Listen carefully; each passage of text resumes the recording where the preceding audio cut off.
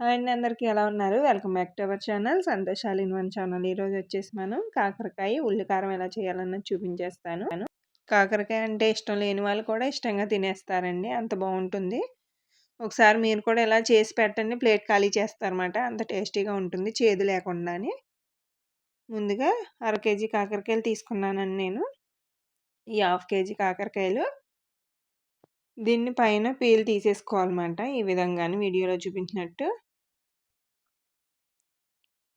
పైన పీల్ అంతా తీసేసుకుందాం.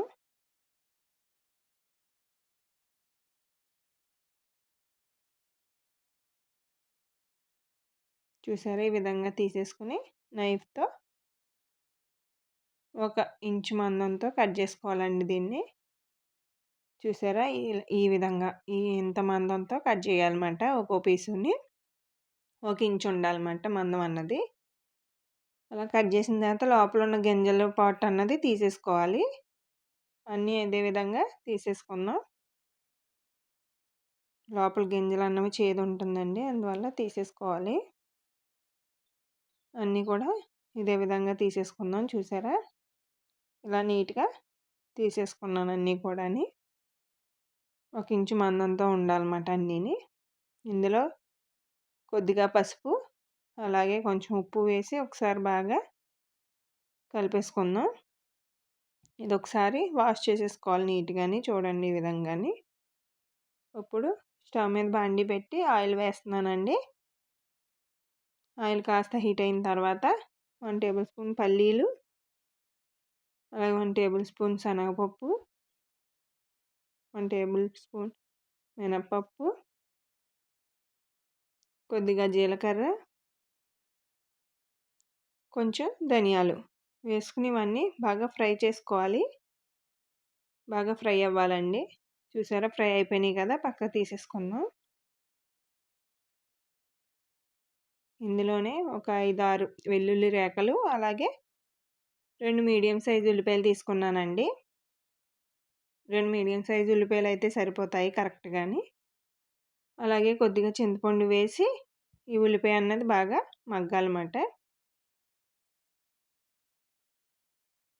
చూసారా, మగ్గింది కదా, సరిపోతుందండి. దీన్ని కూడా తీసేసుకుందాం పక్కన ప్లేట్లోకి.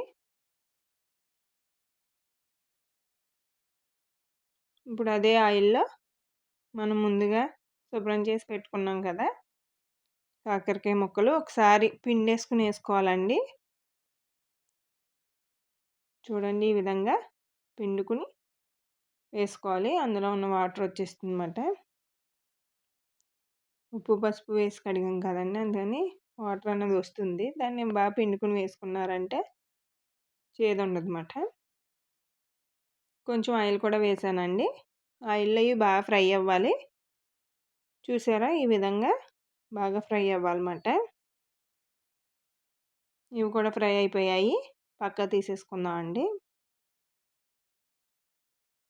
ఇవి చల్లారుతూ ఉంటాయి, పక్కన పెట్టేసుకుందాం. ఇప్పుడు ముందుగా ఫ్రై చేసుకున్నటువంటి ఉల్లిపాయలు పల్లీలు అవి ఉన్నాయి కదండి, దాన్ని మిక్సీ పట్టేసుకోవాలి. మిక్సీ జార్లో వేసుకుని ఇందులోనే కొద్దిగా పసుపు, రుచికి సరిపడా ఉప్పు, అలాగే మీరు స్పైసీని బట్టి కారం వేసుకోండి. నేనైతే 2 టేబుల్ స్పూన్లు వేస్తున్నాను కారం అన్నది. దీన్ని మెత్తగా పేస్ట్లా పట్టేసుకోవాలి. ఈ విధంగా పట్టుకున్న పేస్ట్ని మనం ముందుగా ఫ్రై చేసి పెట్టుకున్నాం కదా కాకరకాయ ముక్కలు, దానిలో స్టఫ్ చేసేసుకోవాలండి. ఈ ఆనియన్ మిశ్రమం అన్నది అందులో స్టఫ్ చేసుకోవాలన్నమాట.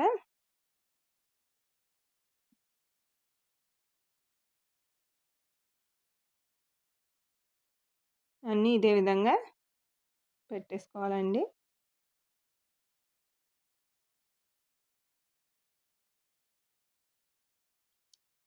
చూడండి, నేను అన్నీ ఇదే విధంగా పెట్టేసుకున్నాను. నాకైతే పేస్ట్ చాలా మట్టుకు సరిపోయిందండి. కొద్దిగా ఉంటే దాన్ని కర్రీలో వేసేసుకోవచ్చు. మళ్ళీ అదే ఆయిల్లో మనం ముందు ఫ్రై చేసి పెట్టుకున్నాం కదండి, అది ఆయిల్ ఇంకా ఉంది కదా, అందులోనే వేసేసుకుని మనకి మిక్సీ జార్లో ఇంకొంచెం మిగిలింది కదండి గొజ్జు అన్నది, ఉల్లిపాయ గొజ్జు అన్నది, దాన్ని కూడా వేసేసుకోవాలి ఇందులోనే.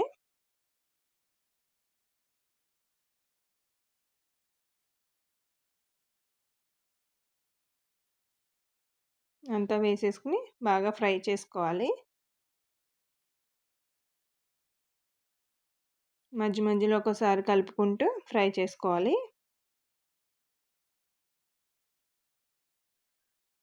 చూడండి కొంచెం ఫ్రై అయ్యాయి కదా!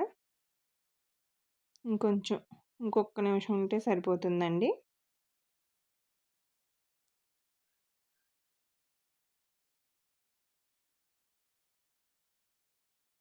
చూడండి ఇంక రెడీ అయిపోయింది. ఇదిగోండి వేగిపోయాయి. ఇంకా స్టవ్ ఆఫ్ చేసేసుకుందాం. రెడీ అయిపోయిందండి వేడి వేడిగా. కాకరకాయ ఉల్లికారం రెడీ అయిపోయింది. ఇది రైస్‌లో ఇలాగే ఉత్తినే తినేయొచ్చండి. అన్నం అంతా తినేయొచ్చమాట. అంత టేస్టీగా ఉంటుంది. వేడి వేడి అన్నంలో కాకరకాయ ఉల్లికారం వేసి ఒకసారి ట్రై చేయండి ఇలాగా. చేదైతే అస్సలు ఉండదండి. కాకరకాయ అంటే ఇష్టం లేని వాళ్ళు కూడా ప్లేట్ ఖాళీ చేస్తారన్నమాట. అంత టేస్టీగా ఉంటుంది. అలాగే వీడియో నచ్చితే లైక్ చేయండి. అలాగే మీ ఫ్రెండ్స్‌కి, ఫ్యామిలీ మెంబర్స్‌కి షేర్ చేయండి. ఇలాంటి మంచి మంచి రెసిపీస్ కోసం మన ఛానల్‌ని సబ్స్క్రైబ్ చేసుకోండి. మన ఛానల్‌లో చాలా రెసిపీస్ ఉన్నాయండి. కాబట్టి సబ్స్క్రైబ్ చేసుకొని సపోర్ట్ చేయండి. మరో మంచి రెసిపీతో మళ్ళీ కలుద్దాం. Thank you for watching.